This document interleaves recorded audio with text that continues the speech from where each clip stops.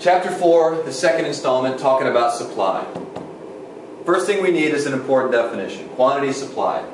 The quantity supplied of any good is the amount that sellers are willing and able to sell. What this means is we have a price, and now we have a choice, just as we did with quantity demanded, except it's now a different actor. We're talking about suppliers and their willingness to sell, as opposed to buyers and their willingness to buy. Just as we had with demand, there is a law that allows us to predict behavior of rational individuals. So we would say with the law of demand that as the price rises, people are willing and able to buy less. But with supply, as the price rises, people are willing and able to buy more.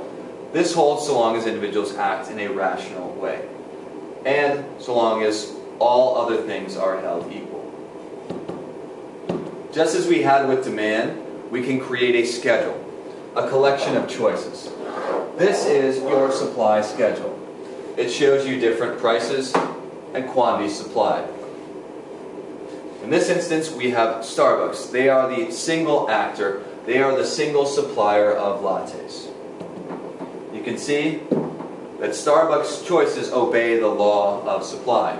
As the price rises from 0 to 6, you see that they make a choice to supply more as the price rises. They're rational. Just as we did with demand, we can take these points in this table, 0 and 0, 1 and 3, and plot them here on our graph.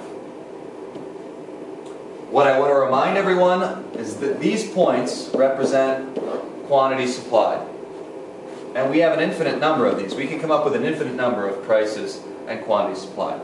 We can come up with as many combinations as we want. And it is different, quantity supplied is, than this. This curve is known as supply. It is the representation of all of the choices that we make at all of these potential prices.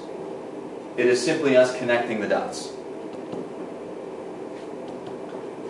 In the former scenario, what we said is there was one market actor on the supply side. It was Starbucks.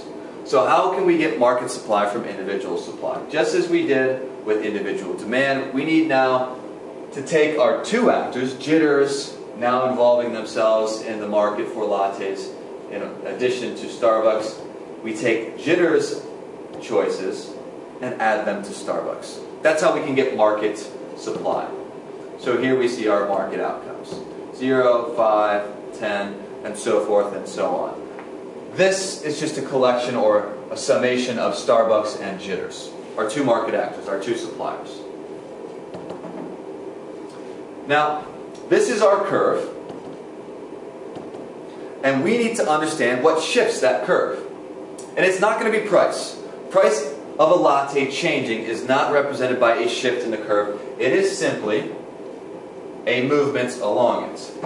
We move from A to B because the price of a latte changed from $1 to $2. When that happened, we went from 5 to 10 lattes.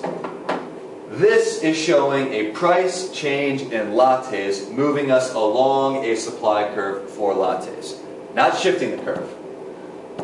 Shifting the curve comes from things other than our price of a latte. It is going to shift it right or left, and it is going to be called a non-price determinant. So let's study these. The first thing that we need to talk about are input prices.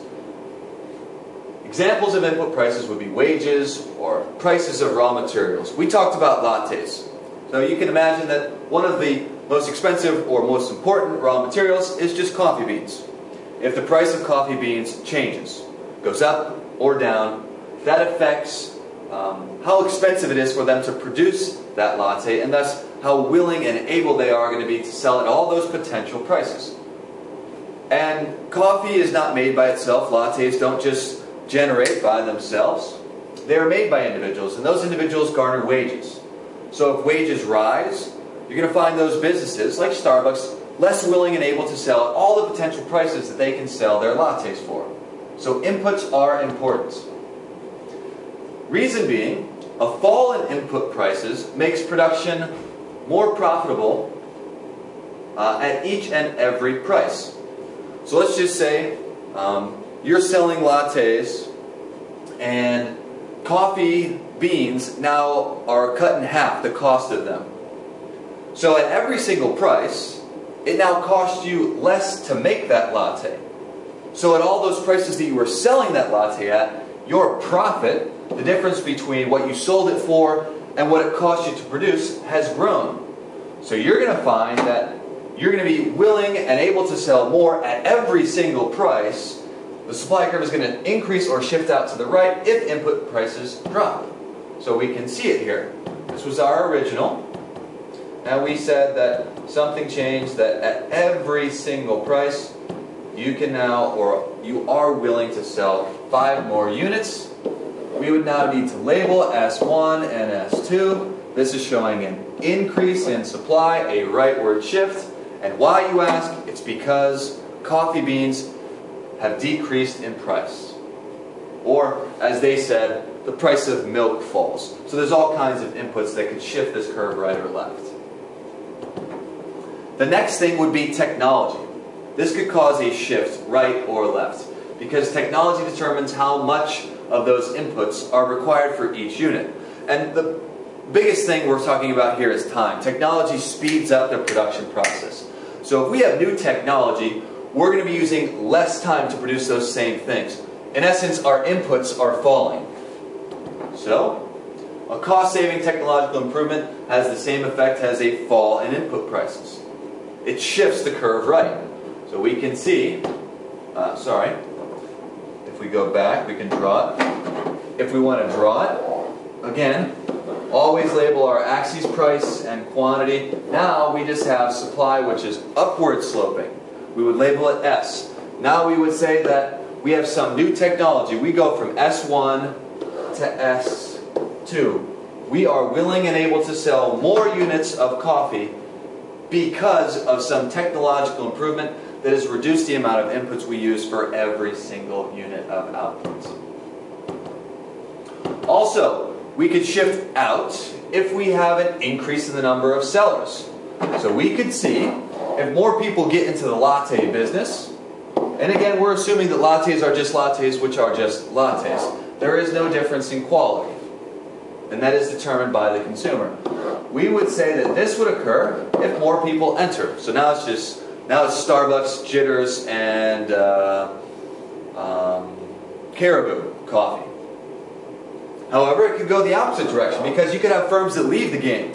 So there's individuals who might go out of business, and if that is the case, we can go from S1 to S2. We were talking now, again, about market supply. So our market supply can increase or decrease if we have some kind of change in the number of sellers. Also, we could have expectations. Just as they shifted demand, they too shift supply. Example here, events in the Middle East lead to expectations of higher oil prices. So in the future, oil prices are going to be higher. How is that going to change the choice of producers right now? In response, owners of Texas oil fields reduce their supply now to save that inventory to sell it later at a higher price. So again, important here that we're talking about the market for oil, and we are talking about supply. People are going to reduce their supply if they actually predict that in the future oil prices are going to rise. So I'm going to sell for a higher price in the future. I'm going to make a change right now based on an expectation. 4 things that can shift supply. Okay. In general, sellers may adjust supply when their expectation of future prices change. Okay. Our summary.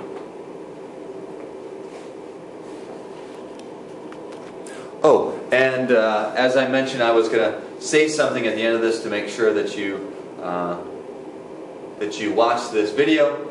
So I will come up with a word, and the word you need to be able to tell me when you come into class on Friday is Ohio.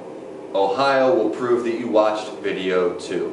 So write that down and make sure that you know Ohio is the key word when you come in on Friday.